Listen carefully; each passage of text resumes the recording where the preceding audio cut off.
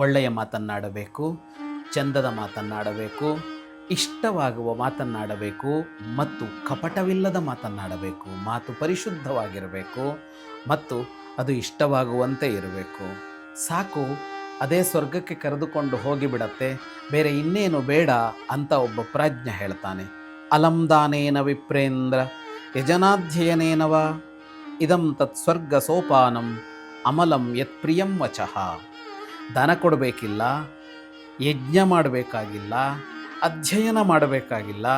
ಸ್ವರ್ಗಕ್ಕೆ ಮೆಟ್ಟಿಲು ಸಹಜವಾಗಿ ಇದೆ. ಇದು ಯಾವುದೂ ಇಲ್ಲದೆ, ಯಾವುದು ಆ ಮೆಟ್ಟಿಲು ಅಂದರೆ ಪರಿಶುದ್ಧವಾದ, ಎಲ್ಲರೂ ಇಷ್ಟಪಡುವಂತಹ ಮಾತು ನಮಗೆ ಸಹಜವಾಗಿ ಸಿಕ್ಕಿದೆ. ಎಲ್ಲರಿಗೂ ಇಷ್ಟವಾಗುವಂತೆ ಮಾತನಾಡೋಣ, ಎಲ್ಲರಿಗೂ ಪ್ರಿಯವಾಗುವಂತೆ ಮಾತನಾಡೋಣ, ಎಲ್ಲರಿಗೂ ಹಿತವಾಗುವಂತೆ ಮಾತನಾಡೋಣ ಮತ್ತು ಮಾತಿನಲ್ಲಿ ಪರಿಶುದ್ಧಿ ಇರಲಿ. ಪಾರಿಶುದ್ಧ್ಯದ ವಾಣಿ ನಮ್ಮದಾಗಲಿ. ಶುಭಂ ಭೂಯಾತ್.